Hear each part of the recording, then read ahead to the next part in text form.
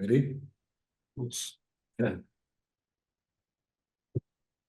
Hello, everyone, and welcome to another episode of. Hold on. I thought I was in the intro. Oh, fuck, I'm right already. You told me your voice was gone. Now you tell me you're going to do your intro. I got to come through. I got to come through. All right, let's go. Let's go.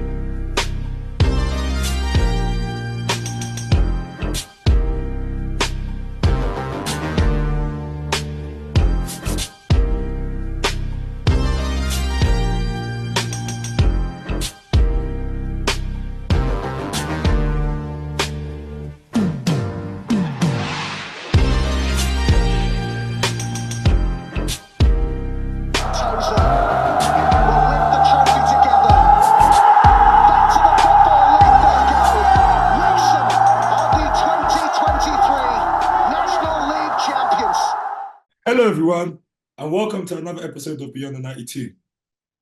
This is the show that brings you up close and personal to the Vanarama National League, where we discuss the players, latest news, and the results. Today, I'm joined by my co-host and my good friend Jamal Fifield. Today's a bit of a different episode. So first and foremost, we hope that everybody had a wonderful Christmas. Hope everyone spent quality time with your families. And obviously, if you don't know, it's the halfway point of the season. So there's a lot of things that need to be broken down. Today we're going to break down player of the season so far, team of the season so far, and also surprise team of the season so far. We hope you guys enjoy. Welcome, Jamal. Oh, welcome to me. Yeah. Usually we haven't got guests today. It's just myself and Femi. Yeah. Thank you for welcoming me, Femi. I like that. It's a very warm welcome. No problem. As you know, my voice is gone, The narrative could be I had a great Christmas. But I'll be shouting in football matches. And That's yeah, where we need you. That's where we need you, man. That's it's where we need you. starting to take its toll. Obviously, we know Christmas is all about family and that, but obviously in the Vanarama National League, but not even just the National League, in football, it's some of the busiest period of our season. So it's about juggling both. And obviously, with so many games in such short space of time, I think it's like 3 games within 10 days. It's a time where a lot of teams can grab a lot of points. So on the 23rd, full fixture list, and obviously we've got the Boxing Day fixtures.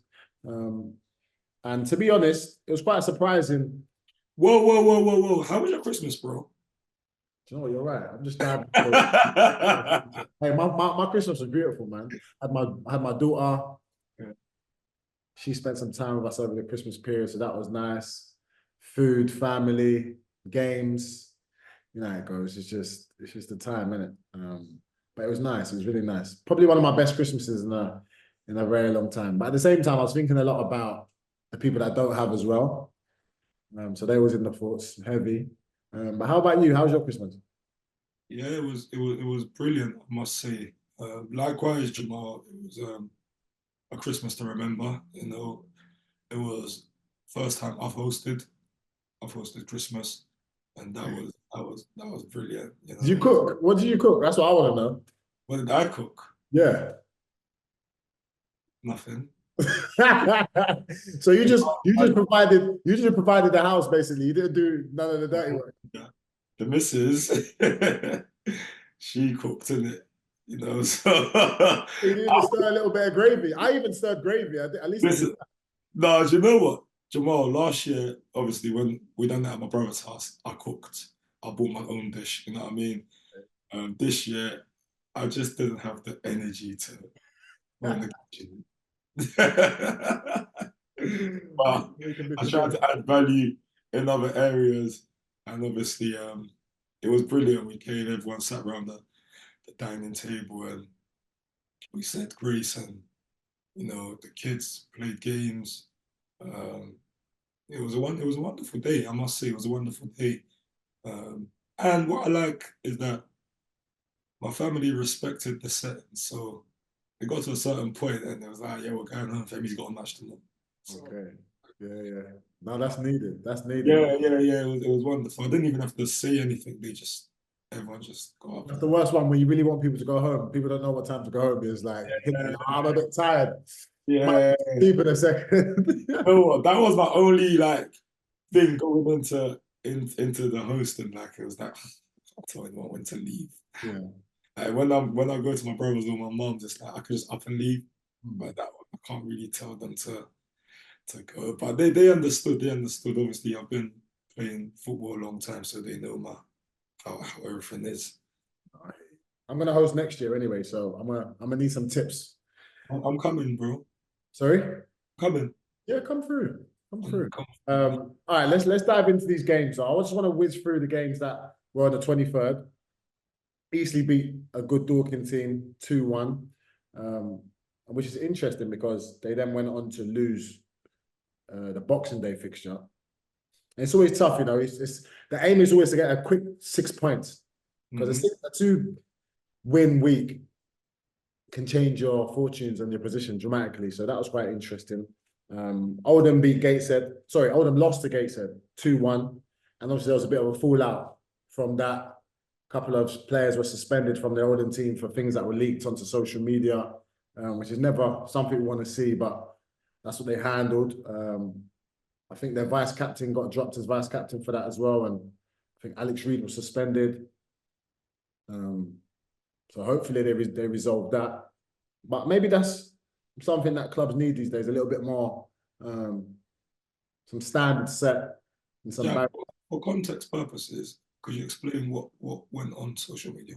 Or they lost, and obviously a lot of teams over the Christmas period, there'll be, if we've got a game on the 23rd, and then you have the day off, obviously, on Boxing Day. Sorry, Christmas Eve. Obviously, because you've got a game on Boxing Day, some teams will train on Christmas Day. Most managers will let you have the morning with your family, but then at some point, you come into training, maybe do a little debrief on the game before and a little pre-match analysis for the game the next day, which is obviously Boxing Day. And Oldham were in. I've been on Christmas Day, didn't particularly enjoy it, but it's sometimes it's what a manager wants. You've got to respect it, isn't it?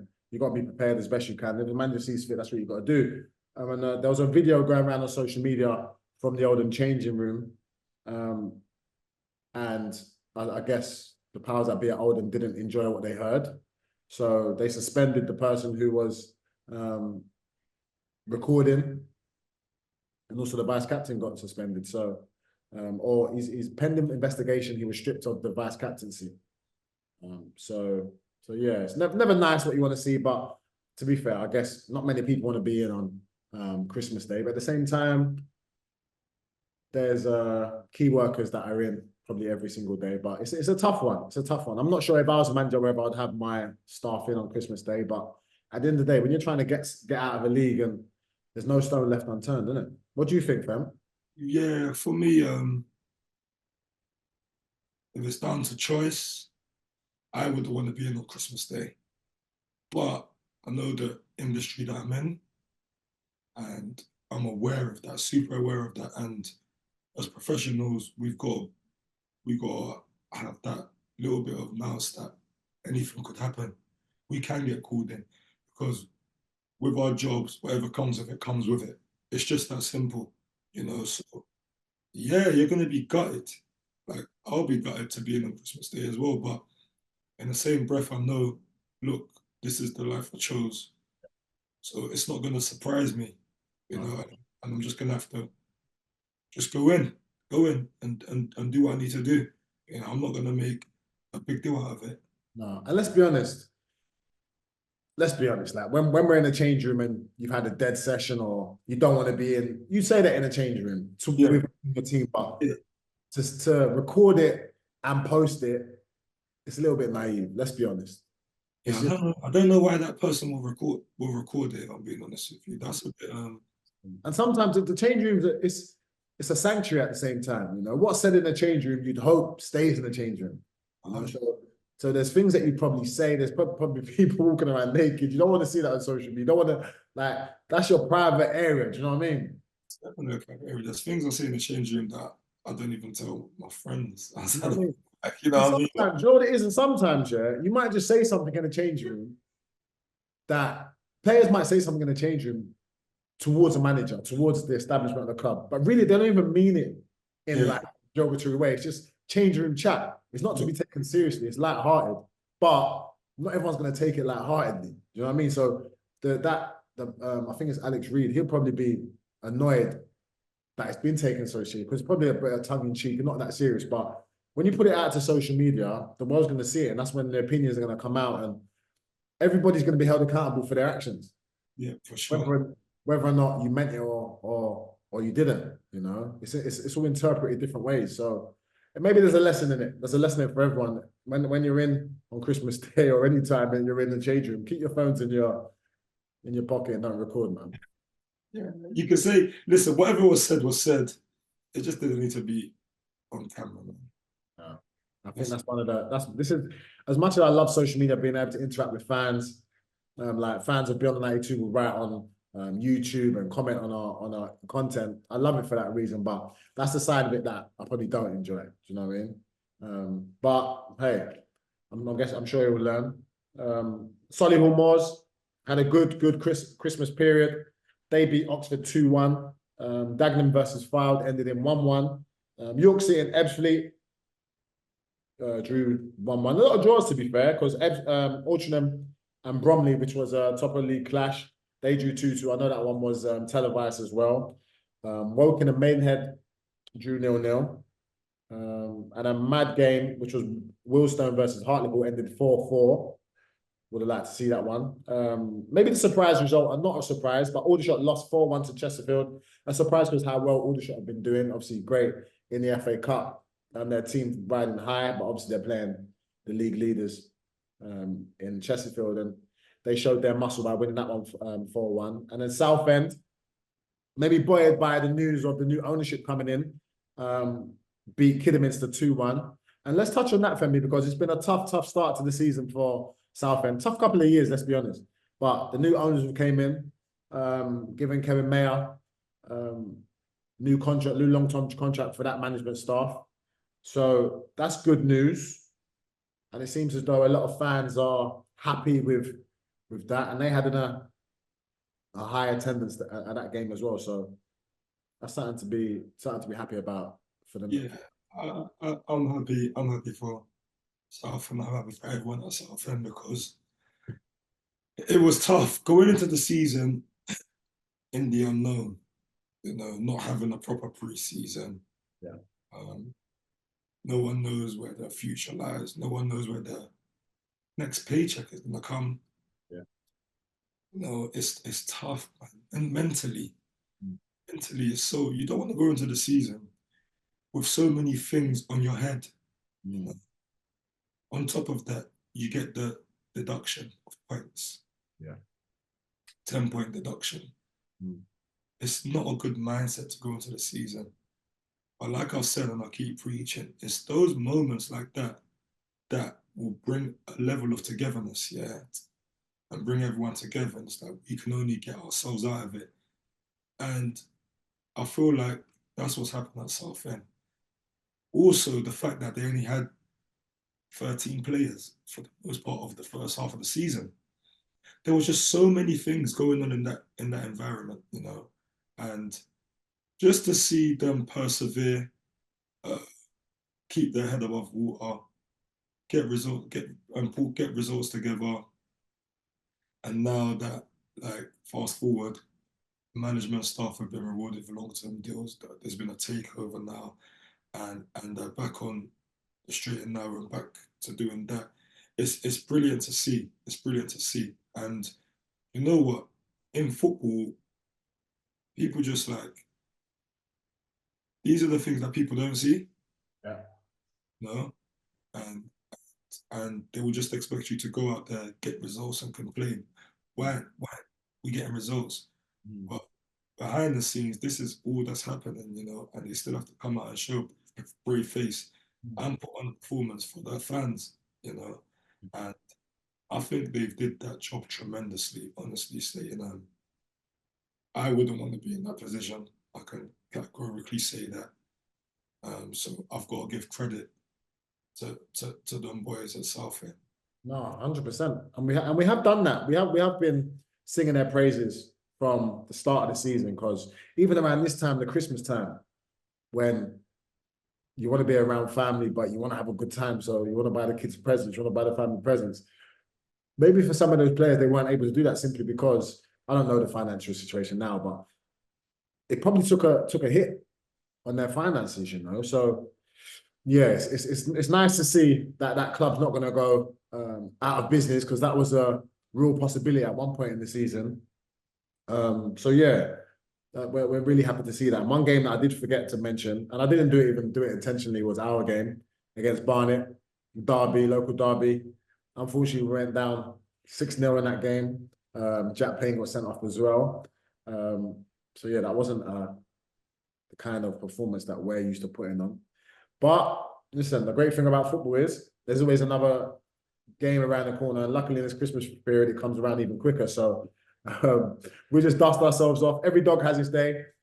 And hats off to Barnet. They did well. I think in 14 games, though, we've only lost 3 games to them. So the win-loss ratio is still in our favour. That's the only thing we can hold on to at this point. You're trying to find some sort of solace, boy. No, we have. Hey, listen. You've got to find the silver lining in every single part of life, and that's what I'm living by now. There's a silver lining in every single part of life. You just got to go and look for it.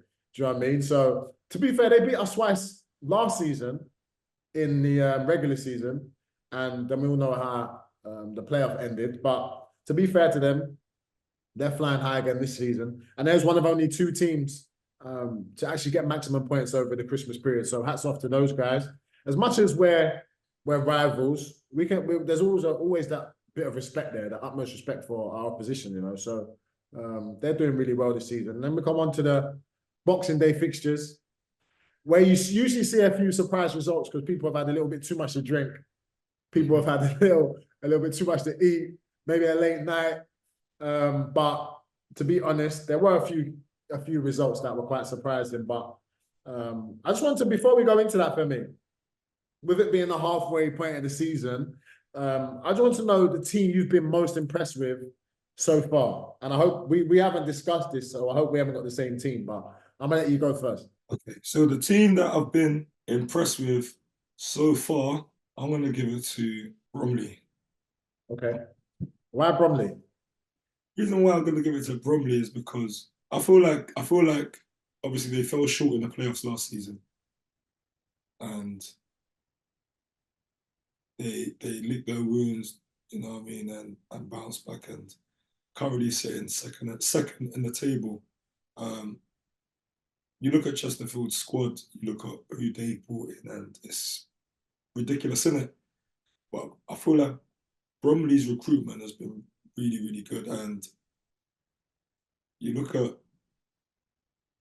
the defence, from them bringing back Deji, and bringing in Chinakoli alongside an experienced Byron Webster, it just works for them. I think Deji and Chin were incredible. Obviously Deji's back at Charlton and Chin's back at Millwall. I thought for that first half of the season, that back three was incredible. And Aaron McLean spoke very highly of Chin, and he went to watch them. Also, I feel like Corey Wiley has been a massive part of that season. He's doing what he does. What we all know he can do. Is just continue doing what he does. But bringing in he's now on 12 goals for the season, by the way, and I believe he's the highest goal scoring National League player ever. Yeah. So speaks for itself, doesn't it? He's going to get the goals. He hasn't even been in the forefront, and he's on 12 goals. That's what I like about. And do you know what I always hear about him? I've never played with him. Always played against him, and he's one of my favorite players to play against because you're in for a game. But I always hear he's not the best trainer. When he's training, he probably looks like he don't really care. But I don't really care about that, because you see when that boy touches the pitch, you have to be aware of him. Like, teams fear him. Yeah, Do you for know what I sure. mean? Like he's always gonna pop up with a goal somehow, and he gets his quiet 20, his quiet 10, his quiet 15 every single season, year on year. So he's doing something, right? Let's be honest. You're definitely doing something right. And what's good about it is that a lot of pressure has been on Cheek, but now they've brought in someone that can chip in as well, and Olufalo Ola. And I really like him as a player, you know, and he's contributed with goals as well. Yeah. So yeah, probably I would say is the team I've been most impressed with. They're sitting second in the division with 52 points. And I think that's incredible, you know, and they don't look like they're slowing up. So I've got to give it to them. Yeah. And word to Olamola as well. He's on 8 goals as well, and he had a good Christmas period. So that's 20 between the two of them. And that's so hard to come by. Goals are the hardest thing to come by in any league. And that's why strikers are paid the most money. So when you've got those two firing on all cylinders, the confidence between those two, and then you've got Corey Whiteley assisting at the same time, they're a scary prospect. And I don't think anyone will really want to face them anytime soon. But my team I've been most impressed with has been Aldershot. They're currently 9th, but they've got a young team, a young squad, and it's a club that, let's be honest, quite a historic club as well. But they've scored 42 goals, sitting on 38 points. It just seems like they're really riding the wave at the moment, and buoyed by that FA Cup run that they're currently on. It's just amazing to see, you know, and they've got that arrogance about them. Like they've got a young squad, and it's like they don't really fear anyone. They're just enjoying their football. And obviously they've got a good back four as well. Kobe Rose down there, doing good things after leaving Sutton. So they're a team that I've been most impressed with. But I've got another one, and I don't know if we should do it now or later, but I'm quite excited to do it. And that's a surprise player, fam. The surprise player for you this season, who has it been? Because I know my one, and it's a player that I saw the sign. I thought, oh, okay, another kid getting a chance. Let's see how he does. Because let's be honest, how many players the managers take a punt on and it doesn't work out? A couple of months later they go back on loan. But in fact, you know what? I'm gonna stop. Sorry, fam, I'm gonna stop. Josh Stokes. I'm scared you're gonna have to say one that you want to get it out Yeah, there. yeah, yeah, I can't. I'll let you go the first time. I can't let you go again because you might say the same thing. I'm gonna go Aldershot Josh Stokes. He's only 19. And I don't want to get the team wrong, but I think it's AFC Sudbury he came from in step 4. So that's quite a few leagues below us. He's 19 years old. He's already on 12 goals for the season. Scored a brace in the FA Cup against league opposition. And when I watched him play, it just seems like a player that's got no fear, man. You know, when you was 19, fam, you didn't know what was going on, really. You probably don't even realize what he's actually doing, you know? Because when I was coming through, I didn't realize what I was doing. As much as I was playing loads of games, playing really well in a national league, it's like, oh, wow. But to be doing that at such a young age, and in a team that's absolutely flying as well, because let's be honest, no one expected Aldershot to do what they're doing. So he's my, not player of the half season, but just a player that I've been surprised by. And I love seeing the young players come through and doing their thing. So whatever he's been doing week in, week out, in training, away from the game, long may it continue, man, because he's reaping the benefits. 100%. He's young, he's fearless, and that's it, fearless. He's just got that. You know, like when Rooney came onto the scene and Rooney just looking at everyone like youthful exuberance. Let's call it that. You know what I mean? Like that. Yeah, he's just that in it. So no, for sure. He's a good player. I've been impressed with him. So how about you? Yeah, this season there's been a lot of players that have done really, really well, you know. But I'm gonna go for Chris Clark. Okay. I'm gonna go for Chris Clark. He's been amazing this season, incredible.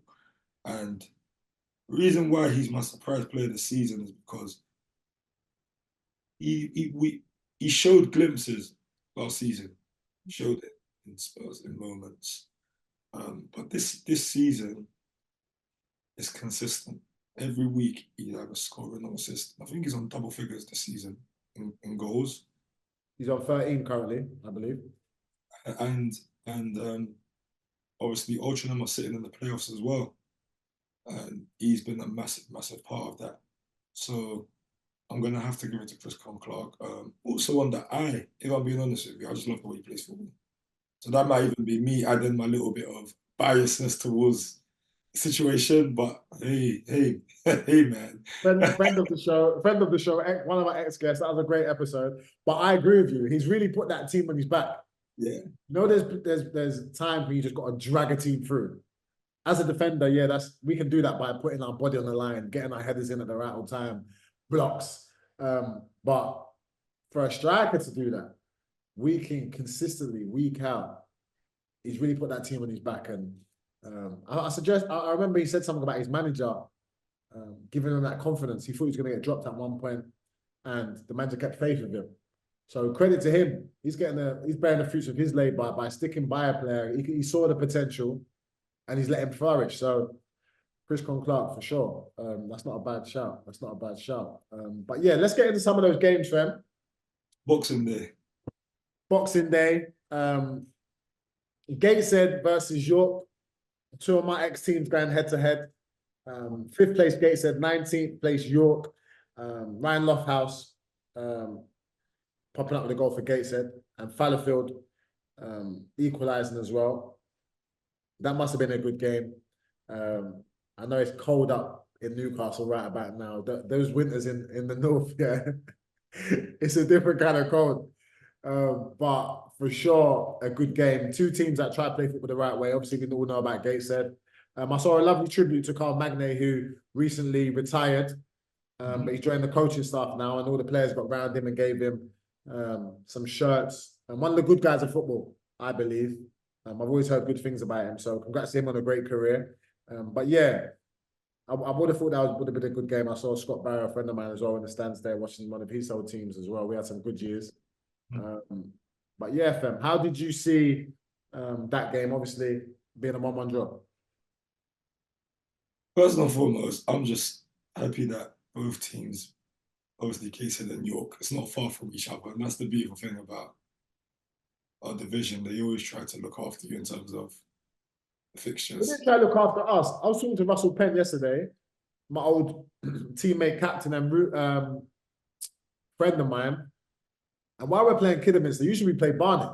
Yeah, do you know what? That was strange. They sent us up the motorway, 2-hour journey. It's out of order, man. But go on, sorry, fam. It is. But usually we play Barney. Yeah, that one was a bit strange. But at least, like, look, Gateshead, York, they're both far. So, yeah. Imagine Gateshead playing someone else. That would have just been crazy for them. Yeah, for sure. You know what I'm saying? But, or anyone traveling up to Gateshead on Boxing Day, that would have been mad, you know? So it's good. It's good that it was York. But, yeah, Boxing Day just looks like a typical Boxing Day fixture to me. 1-1 draw, you know. Obviously. No, literally, obviously, Gateshead, they're staying strong. They're moving strong. They're currently sitting fifth in the division in the playoffs, isn't it? Yeah. Lofthouse, he's a player that I really like. I think he's a good player. On loan from Barnsley, popped up with a goal, and yeah, game of two fullbacks scoring, isn't it? Fallowfield with the equaliser, you know, which was good as well. So yeah, I would say that's about. It sounds like a result that I'm not surprised by, you know. Same. Here's a result that you might have been surprised by, though, Fem. Your old club, Daggers, in 14th, beating 11th place, Eastleigh. Any F Young popping up with a brace. Seems like he's getting back to his old self after a slow start to the season, but probably coupled with the medical procedure that he went through. Tom Eastman and Forson also popping up with goals. They won 4-1 against Eastleigh. Now, Eastleigh have been resurgent form under their new manager, but Aidan Barlow scored a consolation for them. How did you see that one, Femi? Talk to me. Yeah, good win for Dagenham. Massive win for Dagenham. Also because Eastleigh, they have been flying recently. They have been absolutely flying, you know. And to stop them in their tracks is a big win for them. I've been speaking about Dagenham's home form, you It's know. not up and down, aren't they? Yeah, and it hasn't been great first half of the season, but this was a big result for them, and hopefully they can kick on, and the fans in that stadium can get around them and they can start improving their home form. Because I think if they get that bit right, they'll see themselves higher up the table before they even know it, you know. And yeah, buzzing for anything young over the Christmas period. I think he's got 3 goals, and like for like teams, obviously we know how important the Christmas period is for teams, but also these strikers, this is a chance to get your tally up. And obviously in the FPL, he was kind of left like behind in it, you know, if I'm being honest with you. But 3 goals over the Christmas period, it's like it's done a world of good for him. He's probably thinking, yeah, I'm back right in it. All I need to do is just get 1-in-1 and but you know what I mean? You know how these strikers think. So I'm delighted for him as well. I'm delighted for him. No, same. I am too. I am too. Obviously, we've got a few friends in that Dagenham squad as well. But talk to me about our game now, Fem, because obviously being injured right now, I'm kicking every ball while watching the game. We played Kidderminster, first part of our double header. We go to them on Saturday. We drew 1-1, and Billy Sass Davies popping out with a tiring header. Well, it wasn't tiring actually because he had to stoop quite low. But Ashley Hemmings pulled one back in probably the last kick of the game with a penalty. And it's so frustrating. Like 1-0 is that scoreline. I was thinking we need another goal. We need another goal. And I'm screaming from the sides. But obviously, I can only do so much from the side. But I'm trying to G up the boys and just get us over the line with the vocals. But we just that one little detail of such a great game, all our hard work just went to waste really, because it feels like a loss when you can see the last minute goal. And I was devastated, obviously being part of the team, but sitting in the stands helpless. It's kind of like, if only.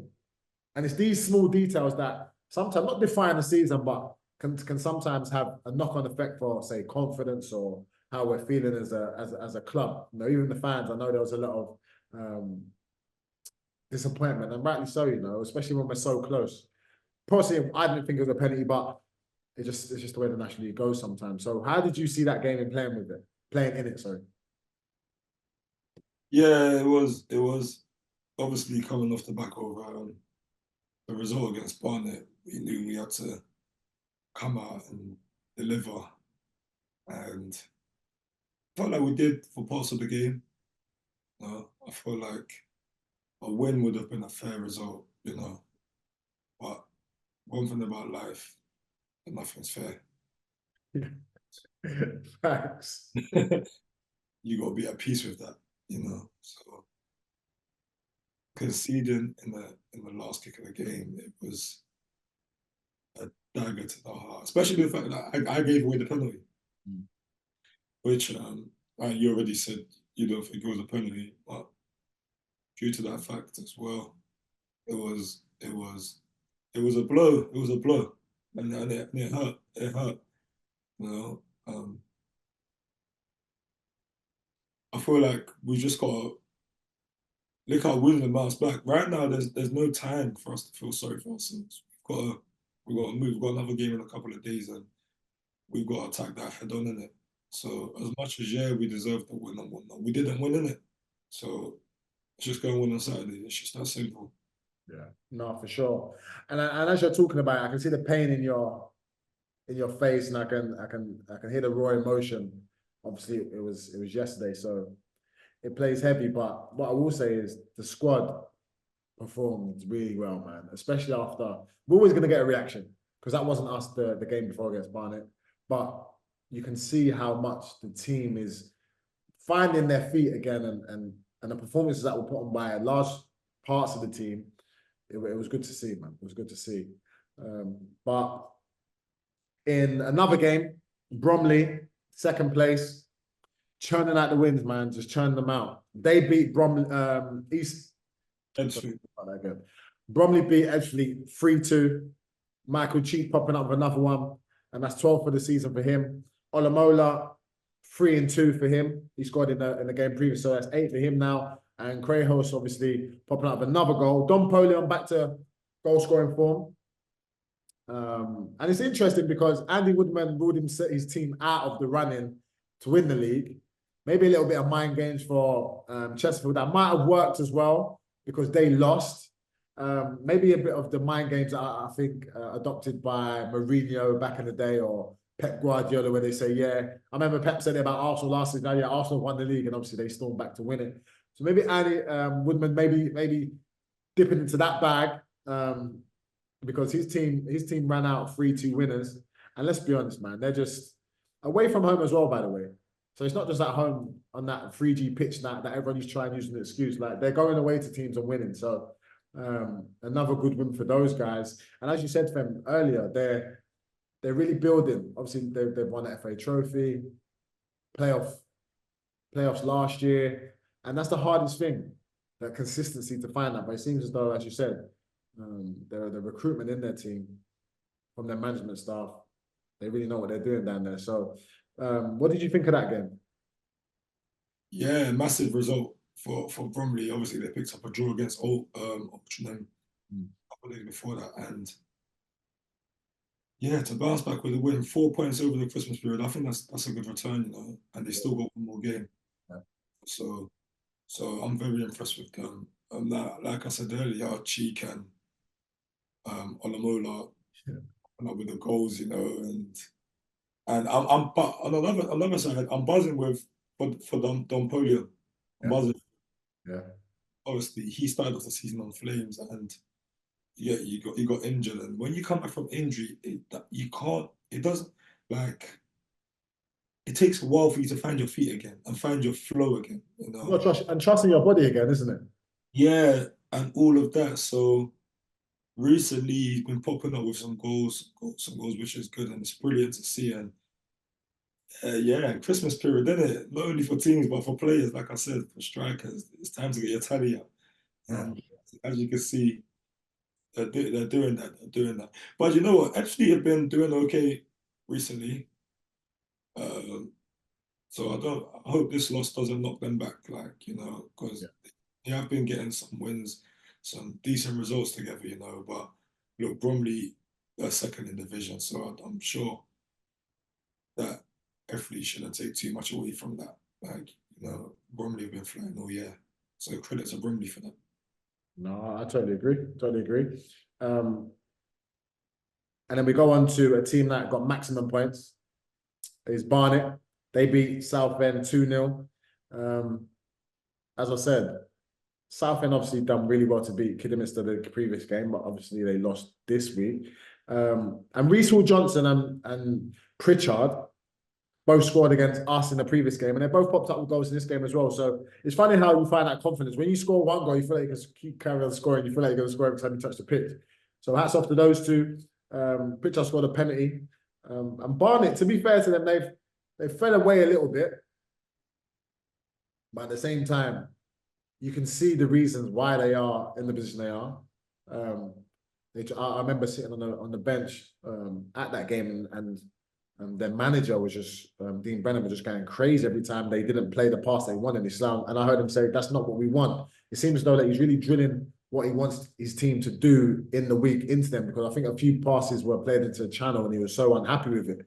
He wanted the ball played to his striker's feet. Nick Kabamba, who obviously scored a hat-trick in that game, and it seems as though he's not allowing any, what's the word I'm looking for, any standards to drop. Like he wants the standards to be kept high. So hats off to those guys. Again, Southend Fem, tough one really, because they are a bit of they're in 15th at the moment. But what did you think of that game? Yeah, good result for Barnet. 6 points over the Christmas period. That's massive. That's massive. That's going to give them loads of confidence. Yeah. I mean, I'm fortunate for Southend, you know. They've done well. They've done well all season, you know. They've done well all season, but it just seems like they came up a little bit short. A little bit short. But when Barnet, when you win 6-0, look, you're gonna be super confident in it. And they've probably just gone into that game on with the confidence on 10. Yeah. Yeah. What happened, then it came over 2-0 win. So Sure. I know how it goes when you're full of confidence and the results just start coming together, and that's what's probably happened. Yeah, Confidence in football is crazy, isn't it? everything. It's everything. Like when a team's confident, when a player's confident, they're completely different player and squad. You know, if you could bottle up confidence and sell it, you'd be a rich man, because it's different. Anything you touch just turns to gold when you're that. But moving on to Aldershot versus Woking derby game. That one ended 0-0. Oxford beat Dorking away 2-0. Rennie Smith and Reece Fleet popping up the goals for Oxford in that game. Interestingly, Ian Henderson scoring another goal. That's 9 for him. I think I'm wearing upper echelons of age. Me and him and Byron Webster. But Adura also popping up a goal from Rochdale when they beat Fylde, rock bottom, 2-0 at home. But one of the most interesting games, fam, probably a playoff contender game. A lot of people were marking this game as a playoff game. Oldham playing Halifax. Yeah. Now, Halifax come out 2-1 winners away from home.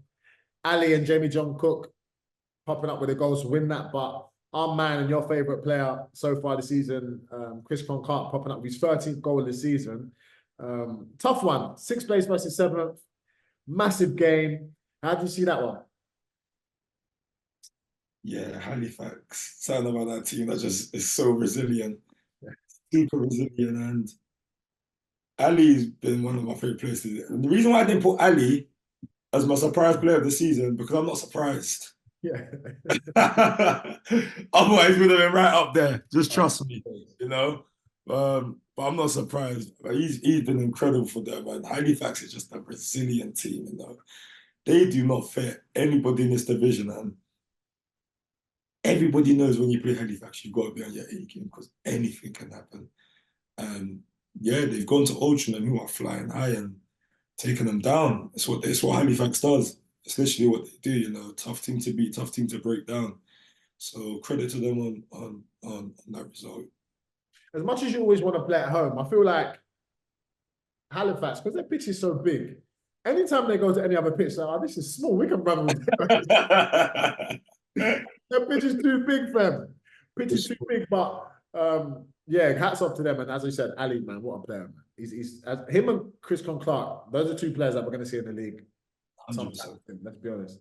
And like Sorba Thomas scored yesterday for Huddersfield, it'll be no surprise if they go out there and hit the ground running when they do make that step up as well. But now I want to come to quickly your surprise team. Not the team you've been most impressed by. I want to say your surprise team. I'm going to let you go ahead and go first on this one. We're going to come back to the results in a second, but I want to go to your surprise team of the season and why you found them so surprising. Please don't say the same team as mine. My personal surprise team of the season, yeah, and this has been well thought out. There's teams that's done really well, but I'm not really surprised. Halifax, you could say he's a surprise team of the season, but I'm not surprised because I know how resilient that team is. So I'm going to go for Oldham, I'll be honest with you. Okay. Oldham are my surprise team of the season. And I've got to give it to them because I feel like the manager Phil Parkinson recruited, especially attacking wise. Like he brought in some serious players. I think Amaluzo was a massive, massive deal. Like exciting. He's been like we talk about Chris Clark, but I feel like the front 3 have contributed, you know, and not only that, but they also play really good football. Yeah.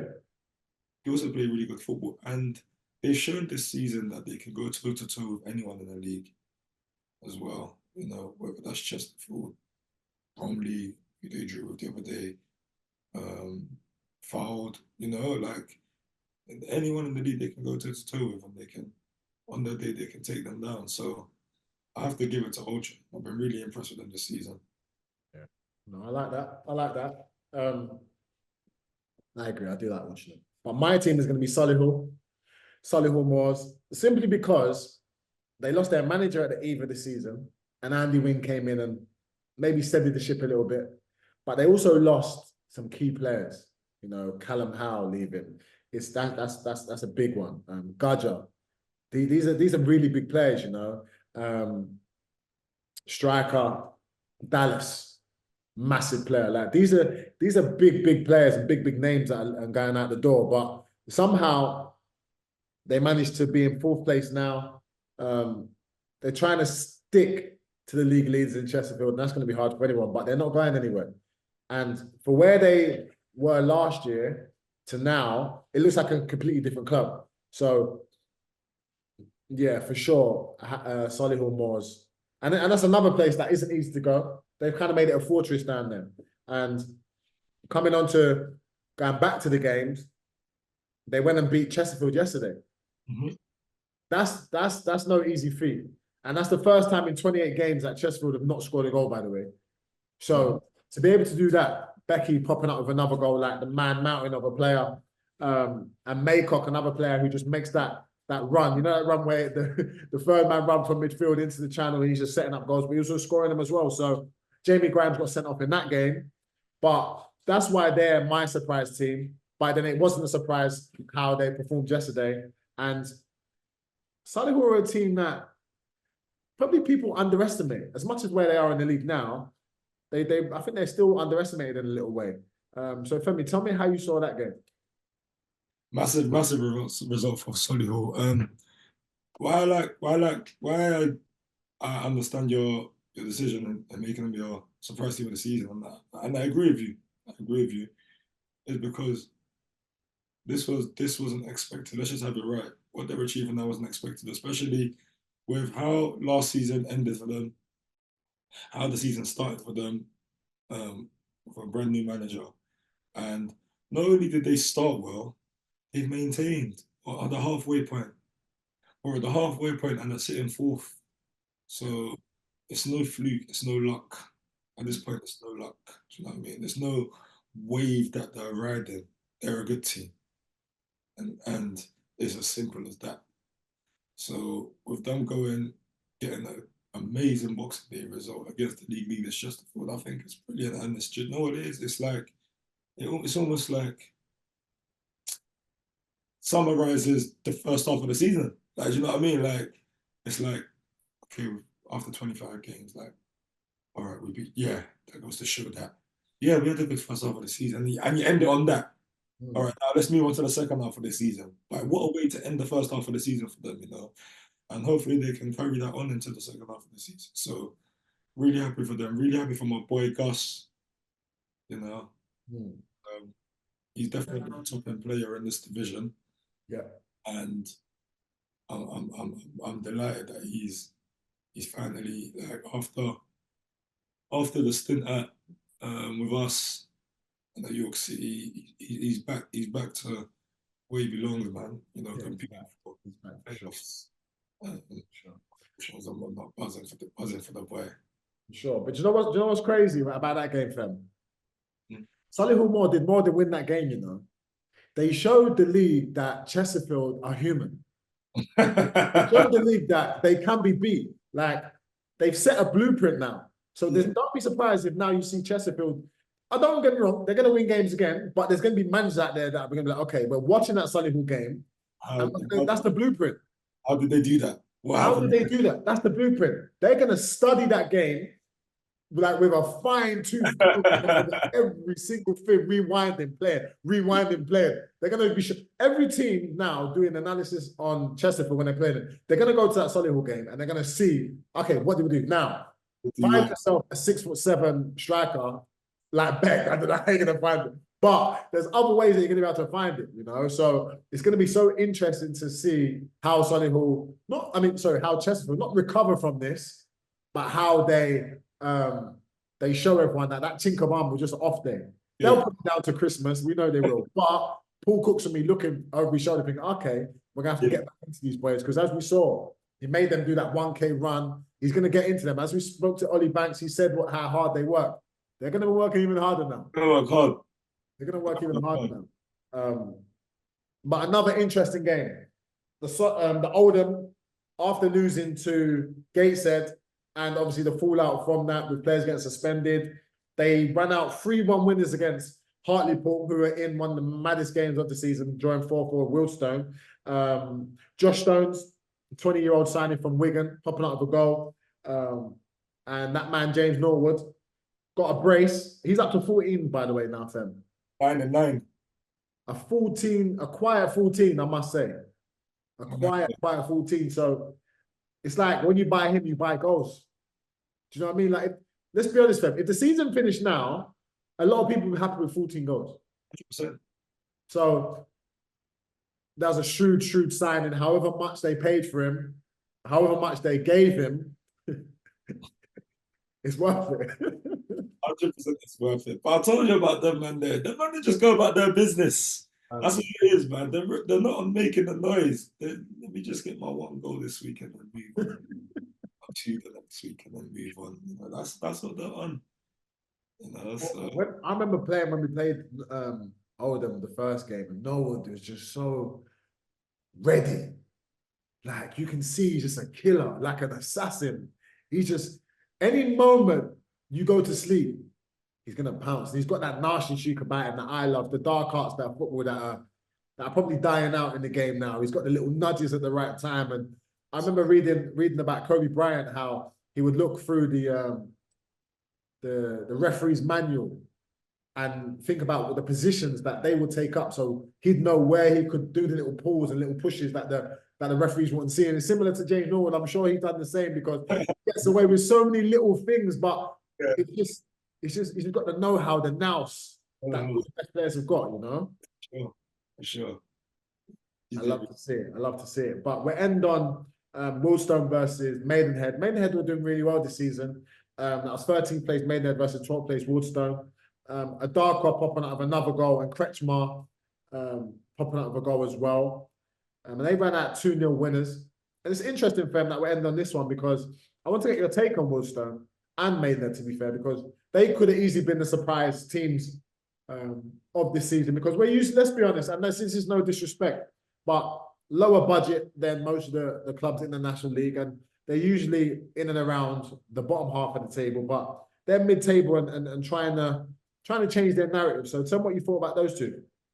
Yeah, you know what? Both teams can hold their head up high after the first half of the season, and they both competed. They both competed tremendously, and they're both sitting right in the middle of the table.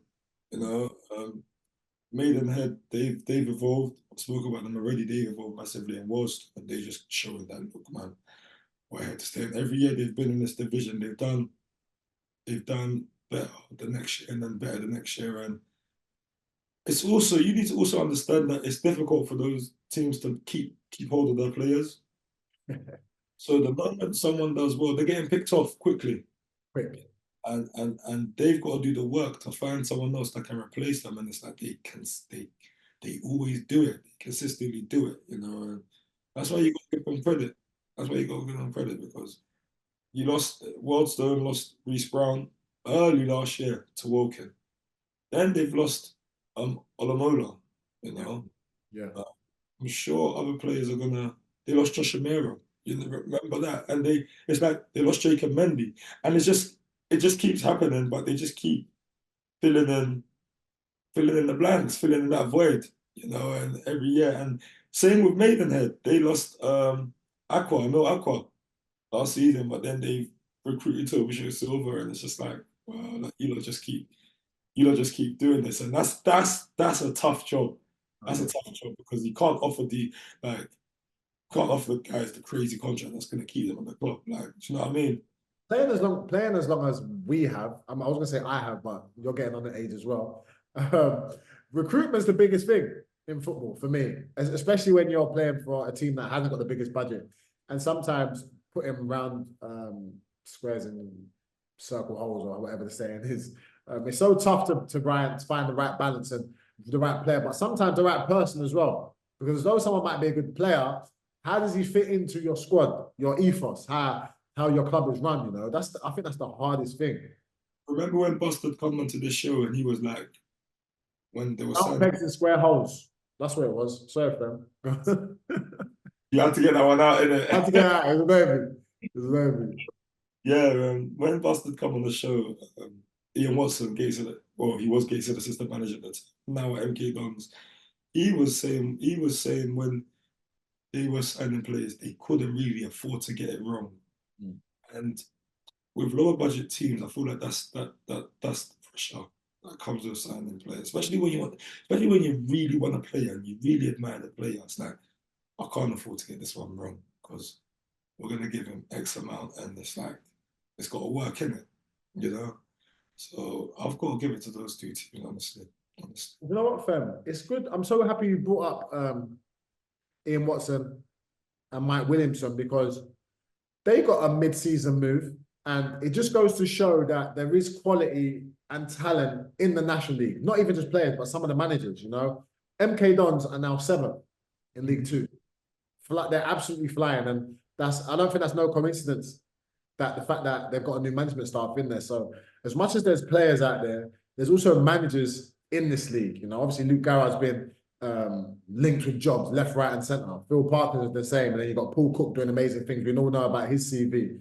Andy Woodman, as much as he's done really well at Bromley, there's been his name touted about to get a move as well. So managers are also here to be picked up. As much as and losing managers is even worse than losing players. Yeah, do you know what I mean? So we look at Notts County's manager, another one who's just a great football brain, you know. But that takes us into another part of the show, which is a team that you thought Femi would be doing better than they are. You know, and not even in a we don't want to be negative or throw shade at anyone, but there are always teams that are maybe flattering to deceive. And who would your team be? Because my team, I'll give you a little bit of time. You're gonna have the same team as me.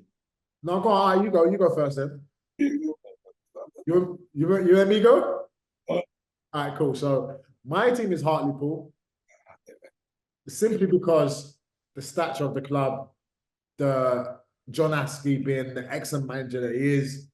They've got a player in Desiree that's already surpassed 10 goals. Featherstone at the back there, sorry, in the midfield, pulling the strings. And to be fair to them, they had a few tough injuries to key players, similar to us in Bournemouth. I'll throw us in there as well, simply because of the standards that I hold myself to, not even the team, the standard I hold myself to, and where we've been in recent seasons. But Hartlepool just edge it, I think. Yes, they got relegated last season, but they got the likes of Josh Amir in there as well. And maybe they're finding their feet in the league and cope with injuries, but that's a team that I thought would be doing a lot better. But it wouldn't surprise. Sometimes teams take a year out to find their feet again. And I think maybe if they can't, do you know what? It's not over now. Obviously, we're halfway point in the season, but I think we'll be seeing a different position for them going into the new year. But how about you, Fem? Do you know what? You see that area of the table, yeah? From would you say from maybe 14th down to around? How do you know? How do you know? I'm just looking at the table now. We've got in 14th, we've got Daggers, Southend, Hartlepool, ourselves, Woking, and then York. York, and then end there York. I would say that you see that crop of teams. I think we're definitely underachieving. I think we can take Southend out of that because they got a 10-point deduction. Yeah, that's the only one you can take out. So the rest of them are definitely underachieving. 100%. I would say that little crop of teams is definitely underachieving. And the National League ain't easy though. Yeah, no, facts. Not easy. There's no guarantees in the National League.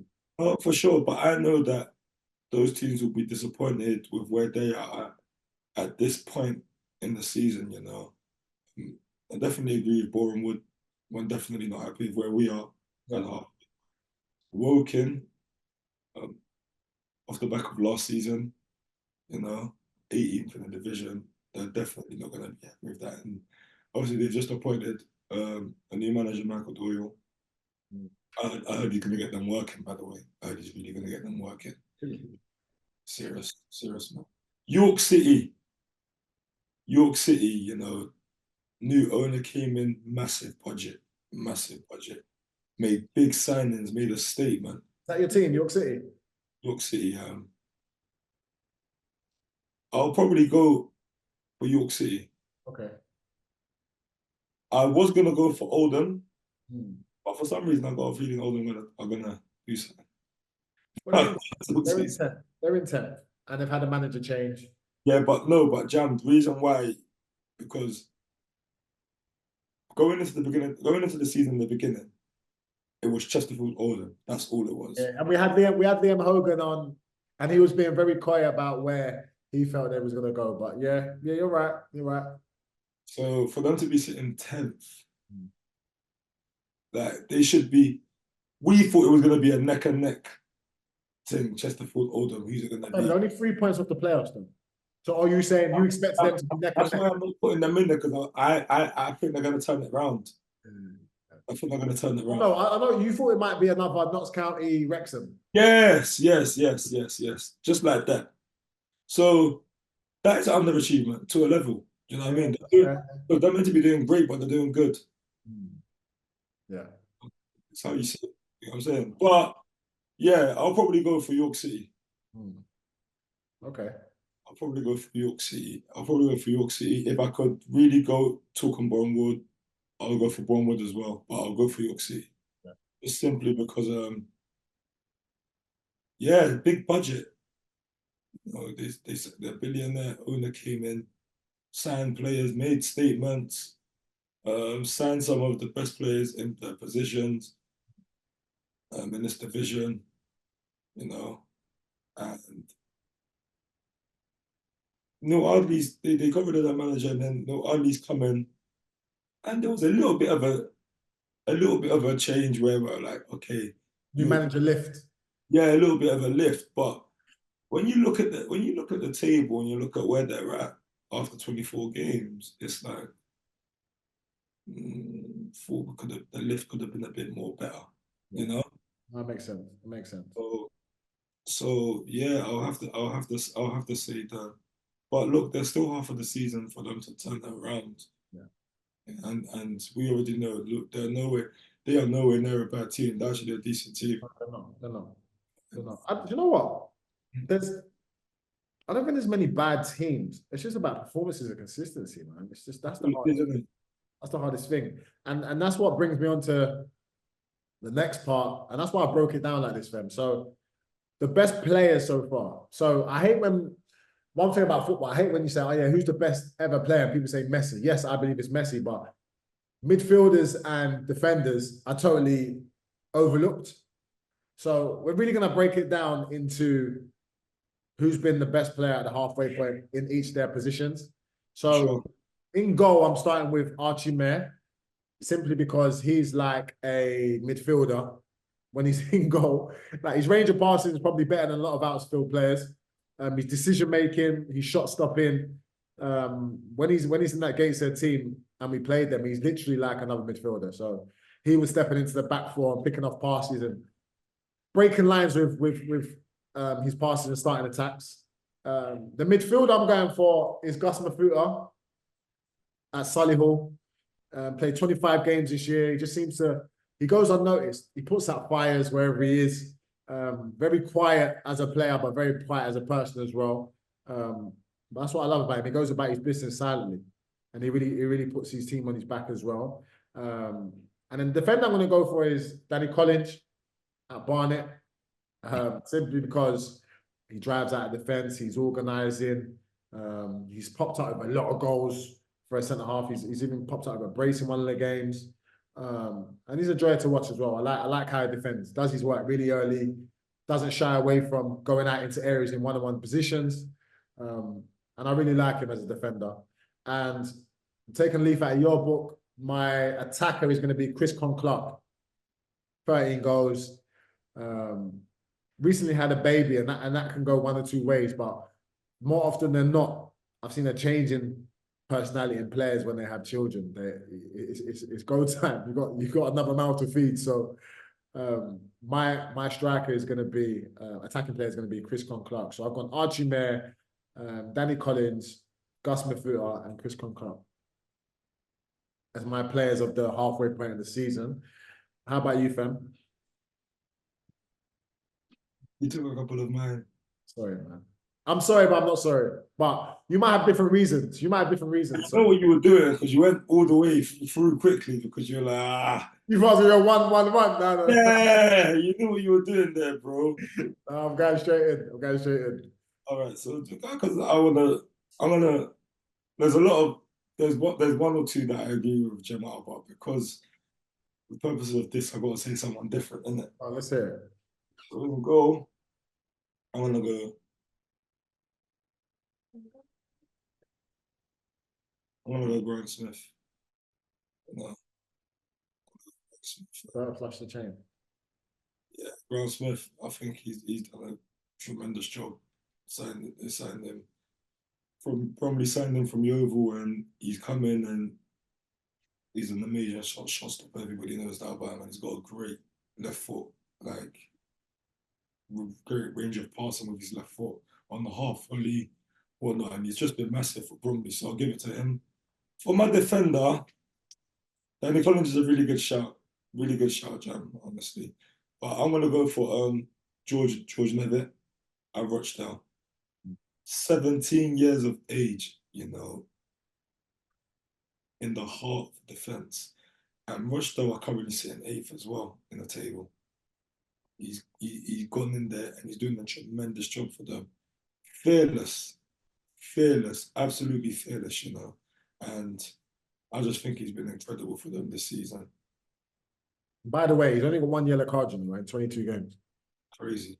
That shows a calm head. Midfield, it's joint. Because I'm going to go for Ali.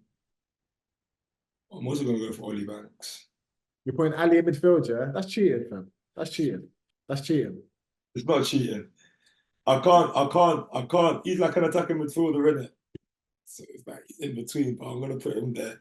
And it's joint and it's tied between him and Ollie Banks simply because I think Ali's been incredible, He's been one of the main players for Halifax. He pops up with goals. He's ferocious in terms of when you play against him, he doesn't stop.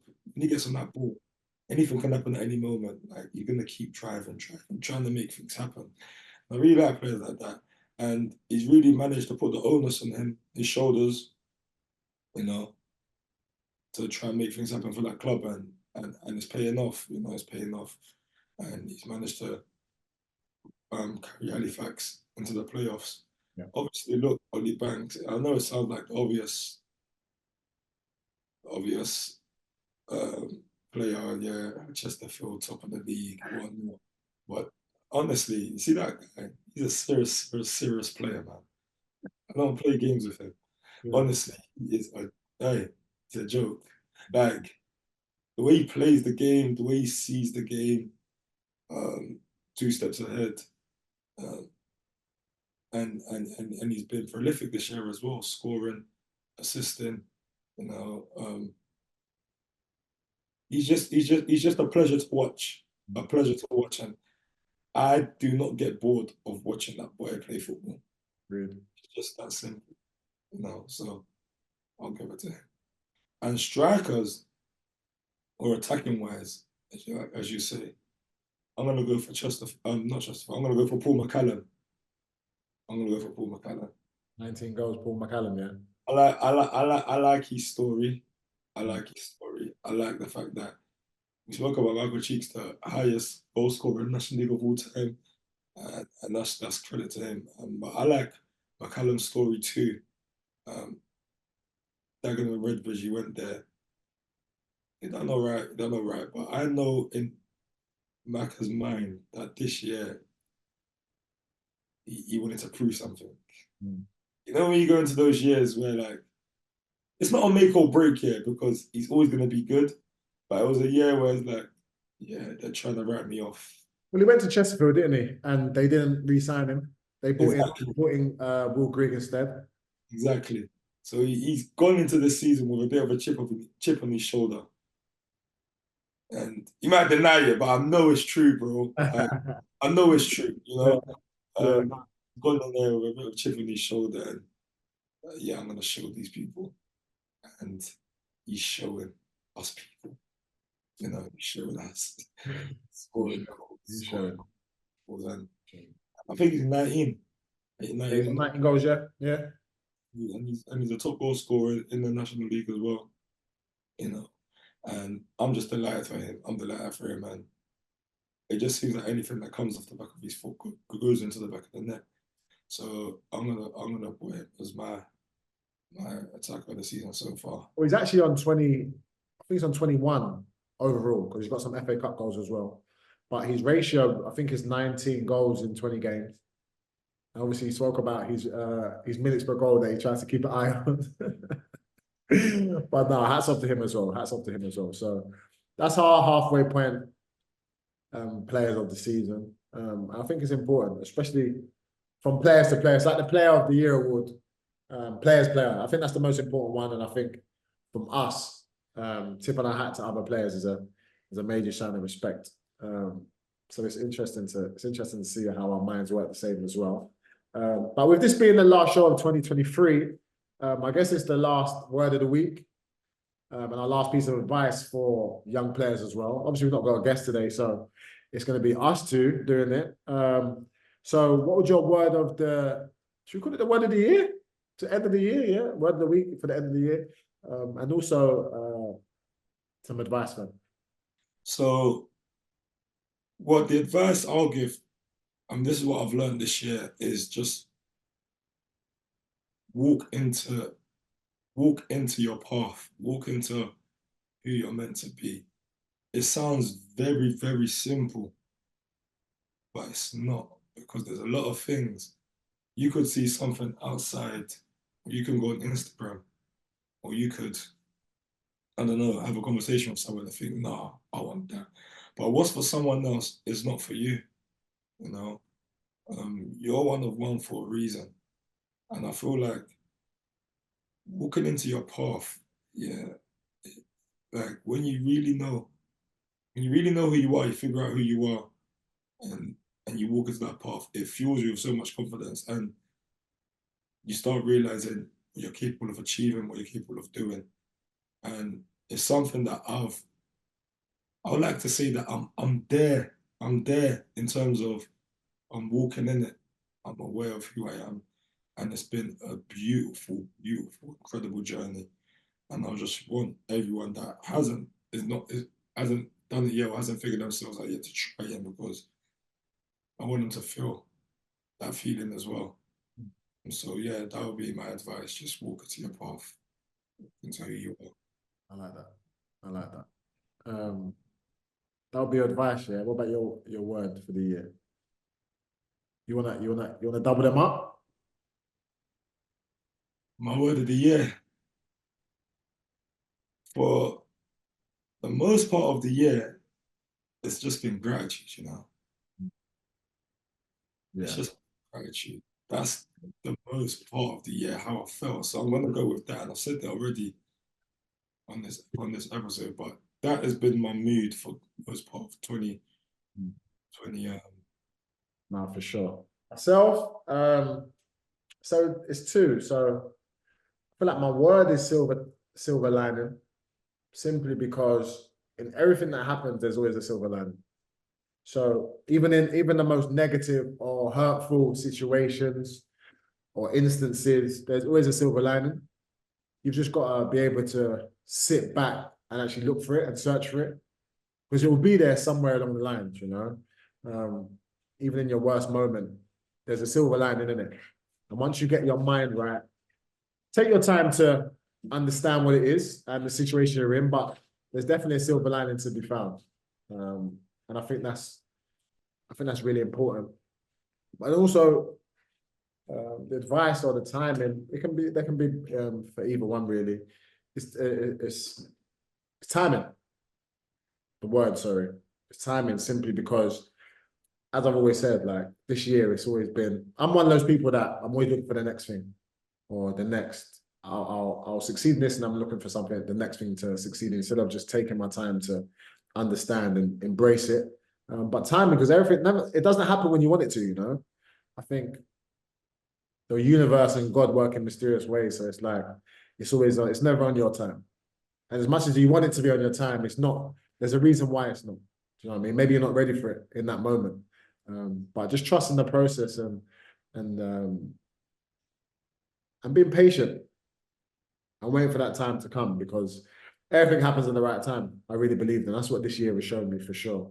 But there's always a thing we want, or something we're trying to attain, you know. But timing's huge, man. So silver lining and timing for sure. Well, listen, this was the last show of 2023.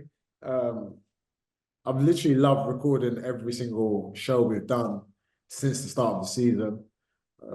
And even even coming on and doing it with my brother Femi, that's been an amazing. But what I want to say is a big thank you to every single person that's interacted, watched an episode, even if it's just for 5 minutes. Thank you for watching it. Thank you for the comments, because this is something that me and Femi just do because we enjoy the game and we want to give back to the National League and to the next players coming up. So anybody, and even the people that have messaged, DM me and spoke about how important the show is for them. I've had a lot of messages that were really filled me with a sense of pride, and it was great to see. So thank you for every single person that's interacting, all our guests as well this year. Thank you for coming on and blessing us with your time. Thank you, everyone. Thank you, everyone. And thank you for rocking with us. Thank you for standing by us. Thank you for supporting us. Thank you for watching Beyond the 92, you know. If it wasn't for you guys, who knows how long this would have lasted, you know. But the fact that people like the show, people supportive of it is a massive reason why we decided to come bring you an episode every week. And hopefully you guys enjoy this one. And we want to wish you guys a happy new year too. And also, I want to hear you lot's opinions on who you think is the player of the season and whatnot as well, you know. So please like, comment, subscribe, share. You know, let me hear you guys' opinion as well, man, because everyone has a voice and everyone's voice needs to be heard. So, you know. For sure, for sure. Well, listen, 2024, the episodes will be continuing. We're going to have another amazing guest on our next show. So stay tuned. This has been Beyond the 92, bowing out of 2023. Goodbye from me. Cheers, guys.